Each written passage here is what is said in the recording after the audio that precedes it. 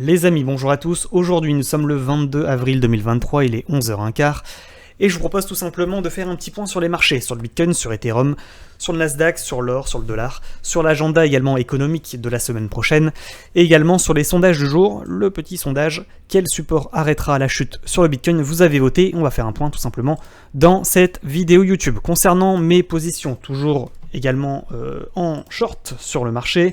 Néanmoins, vous voyez, une belle entrée quand même à 30 900 $, et je commence à libérer de l'espace. J'ai clôturé pour 430 $ de Bitcoin, et je compte clôturer encore une fois presque le reste de ma position actuellement sur le Bitcoin, pour arriver à un compte rond à environ 500 $ de profit depuis le short que j'ai pris tout en haut. Donc je pense tout simplement qu'effectivement il ne faut pas être trop gourmand sur mon short, et il va falloir peut-être alléger, même si je pense que c'est pas impossible qu'on retombe aux 25 000 $. On va faire un point bien entendu dans cette vidéo YouTube, mais néanmoins ce qui est encaissé est, j'ai envie de dire, assuré, donc je préfère assurer 500 balles que d'essayer de viser la Porsche et aller chercher les 25. Donc c'est parti, on y va. Je vous rappelle, les likes et les abonnements sont bien entendu fortement appréciés. C'est pas parce que je vous montre ce que je fais qu'il faut reproduire ce que je fais, bien entendu, faites vos propres analyses, ne tradez qu'avec l'argent que vous êtes prêt à perdre.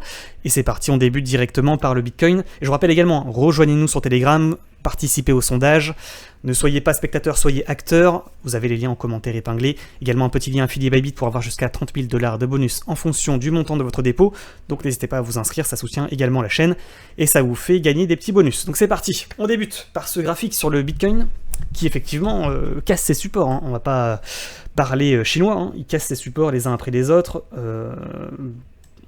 effectivement, il s'est fait rejeter, si on doit reprendre les événements, le cours des événements, il s'est fait rejeter à 31 000, il a cassé son petit range par le bas, il a été chercher son support ascendant, qu'il a cassé également, et là il retombe sur des supports intéressants, à 27 000 $ et à 26 600 $. Pourquoi ces deux supports? Premièrement, parce que là c'est une clôture journalière, premier point.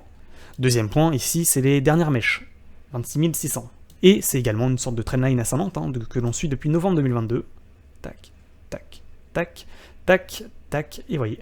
Donc c'est pas impossible que finalement ce point soit un point plutôt d'intérêt, enfin un point selon moi intéressant. Néanmoins, si ce point ne devait pas supporter la chute du cours, il est fort probable également qu'on retombe sur cette clôture, ces clôtures, aux environs des 25 000. Ça représente également la MM100. On en avait parlé de ce scénario de on casse le support, on va chercher un gros dip pour ensuite repartir. Donc c'est effectivement un point également selon moi d'intérêt. Les 25 000 $, on a plusieurs clôtures, on a la moyenne mobile sans période, la moyenne des prix des 100 derniers jours. Et également, si ce niveau ne devait pas tenir, on aurait la grosse zone de volume profile ici, aux environs des 23 000. Je vous donne tous les supports, comme ça au moins après vous faites votre choix, on verra ensuite les résultats des sondages, je vous laisse voter parce que j'ai lancé le sondage il y a moins de 10 minutes, et ensuite vous voyez, si c'est pas les 23 000, c'est le support très long terme, très long terme depuis 2019, pour retomber aux environs des 20 000 $, puis ensuite c'est un retracement complet, Ensuite ça veut dire quoi? Ça veut dire qu'on réintègre cette structure que l'on a ici avec les gros supports, les derniers plus bas, et finalement après c'est vraiment les 16 000. Si vraiment dans le pire des scénarios aucun support ne tient, effectivement il y a de fortes probabilités qu'on retombe vraiment au point de départ aux environs des 16 000 $. Si on doit retomber aux environs des 16 000 $, ça veut dire tout simplement qu'on aura eu un crash sur les marchés financiers traditionnels. Pour le moment ça n'est pas le cas. Sur le Nasdaq il n'y a pas eu de crash, sur le dollar il n'y a pas eu de méga pump, et par conséquent, le dump que l'on a actuellement sur le Bitcoin est vraiment lié uniquement à des trades spéculatifs, à des personnes qui ont préféré take profit, tout simplement, j'en fais partie, j'ai revendu une grosse partie aux environs des 30 800 $, pour 0,5, 0,6, 0,7 BTC. Et effectivement, les gens rappellent de la dernière vidéo YouTube, pourquoi personnellement j'ai revendu, pour acheter plus bas, tout simplement, la stratégie elle est simple, on vend en haut et puis on essaie d'acheter le plus bas possible ensuite, c'est toujours la même stratégie, bien entendu, pour ceux qui font du trading sur le Bitcoin. Donc effectivement, plusieurs niveaux de support. Au niveau des sondages, Vous avez voté, le sondage a eu lieu il y a 10 minutes, vous voyez, vous êtes à peu près 280 votants, mais ça permet d'avoir déjà une petite idée. Puis au fur et à mesure, on aura les résultats du sondage, à mon avis, à la fin du week-end. 27 000 $, vous avez été 15% à voter. On va mettre sur la droite les supports importants, et sur la gauche, les résultats du sondage, 27 000 $. Donc vous voyez que certains pensent que là, on a touché le fond, à 15%. 26 600 $.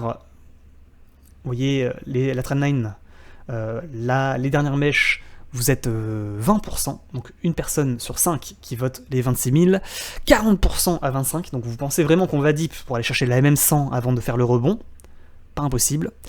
23 000, vous êtes très peu nombreux à 23 000, 4%, pas beaucoup, hein, alors que c'est quand même une énorme zone de volume profile. 7% pour les 20 000 $. 7% qui pensent qu'on va revenir chercher la trendline long terme, et 16 000 $, vous êtes 15%.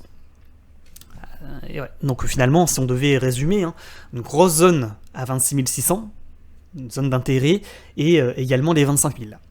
Et quand on voit la zone de volume profile et le peu de personnes qui votent 23, il y a des questions à se poser quand même sur l'objectif des 23 000 $. Peut-être qu'il faudrait effectivement recharger, c'est pas un conseil d'investissement encore une fois, sur différents paliers, se dire 26 600, imaginons je mets 10%, là je mettrai 20%, là je mettrai 40%, et là je mettrai le reste. C'est également une possibilité d'essayer de rentrer en palier. C'est pas ce que je vais faire, moi je vais essayer de trouver des supports intéressants, de voir peut-être des forces acheteuses, et essayer de reload dès qu'on aura un petit peu plus d'infos. Concernant les bandes de Bollinger, juste en passant, vous voyez, hein, bande de Bollinger basse en vue journée, qui est vraiment située à 26 600, vraiment si ce support ne tient pas, effectivement les 25 000 c'est... vous avez raison, hein, globalement je pense qu'effectivement si ce support des 26 600 ne tient pas, les 25 000 ça sera le prochain niveau. Bon, voilà, après, concernant les tracés chartistes, il n'y en a pas réellement, à part cette trendline ascendante que l'on voit ici. À part ça, il n'y a pas réellement de figure chartiste particulière. Enfin, en tous les cas, je ne les vois pas. Vraiment, on est en train d'espérer, on est en train d'essayer de chercher le support qui soutiendra la chute, hein, tout simplement. Concernant maintenant l'or et tout le reste, c'est parce que ça fait déjà 7 minutes de vidéo, donc on va clôturer rapidement. L'or, il clôture la semaine, parce qu'on a eu les clôtures hebdomadaires, hein, aux environs des 1980 points. On voit que le niveau à ne pas réintégrer, c'est les 1966. Qu'il a cassé potentiellement, il est en train d'essayer de casser son support, mais voilà, on est sur des niveaux de réintégration. Pour le moment, pas de force acheteuse pour repartir chercher un nouveau plus haut. Sur le Nasdaq, clôture hebdomadaire à 12 990 points, toujours dans son triangle de compression, pas de cassure du support, ce qui nous fait dire la chose suivante, hein, si vraiment on doit casser ce support, la semaine prochaine, ça va dump, et le Bitcoin, bah, vous allez le retrouver à mon avis à 25 000. Hein. Et si derrière on dump pour aller rechercher un nouveau plus bas, si ce support ne tient pas, et qu'on va chercher le bas de structure, la MM100, bah, le Bitcoin ira chercher les 23 000. Hein. Soit les 25, soit les 23. Et si par malheur on doit casser ce bas de canal, alors là, il y a de fortes probabilités qu'on aille chercher effectivement les 23 ou les 16 000. Donc vraiment, on a eu un dump, c'est un début de dump. Si le Nasdaq confirme également un dump potentiel dans les semaines à venir, bah vous aurez un Bitcoin qui va retomber sur ses niveaux de support les plus bas, hein, évidemment. Pour le moment, il n'y a pas eu de cassure de support sur le Nasdaq, donc c'est un moindre mal. Pour le moment, on n'est pas dans un crash, on est dans une reprise potentielle de baisse. Voilà. Concernant le dollar, lui, n'a pas cassé son support long terme, enfin moyen long terme. Il n'a pas pris également de décision. On avait parlé dans la dernière vidéo YouTube de cassure de ce niveau des 12.2, signal d'achat sur le dollar et par conséquent signal de vente sur le Bitcoin, sur les cryptos. Pour le moment, vous voyez, on est toujours dans le range. Hein. On est toujours entre 102.2 et les 101.5. Si cassure des 101.5, et que le dollar effectivement s'effondre pour aller rechercher son double bottom, premier bottom, deuxième bottom, on aura du vert, hein. C'est-à-dire que tout simplement on aura un rebond potentiellement sur le Bitcoin pour aller revenir chercher les niveaux des 29 000 $ par exemple. Et finalement ce support des 26 600 aura été le bon niveau de buy the dip.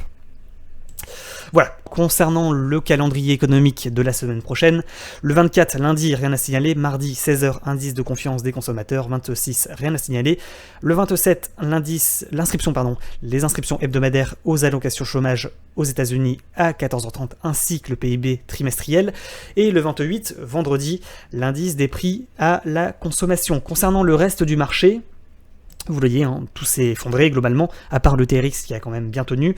L'Ethereum qui maintient son support à 1830 $, pour le moment ça tient. Si ce support ne tient pas, la zone d'intérêt sera à 1710 $. BNB qui rebondit sur ce support à 315 $. Le XRP qui également s'effondre, le DOG qui s'effondre, qui revient sur ce support moyen-long terme, aux environs des 0,077.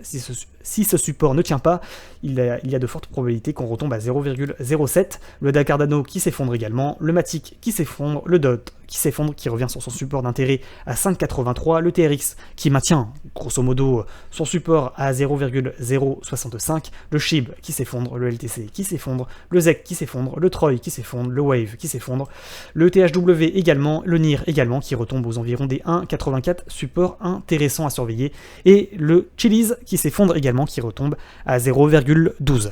Les amis, j'ai rien à dire de plus, hein, si le Bitcoin son support à 27 000, 26 600 tient, tout repartira effectivement dans le vert. S'il ne tient pas, effectivement, tout continuera de baisser tout simplement. L'ensemble des altcoins sont dépendants, bien entendu, du Bitcoin. Les amis, je vous souhaite un excellent week-end. Merci à tous ceux qui vont liker, qui vont s'abonner, qui vont commenter. N'hésitez pas à nous rejoindre sur Telegram, vous avez le lien également commentaire épinglé. Et c'est tout pour moi, bon week-end à tous, et à très bientôt sur YouTube et sur Twitch. Ciao ciao.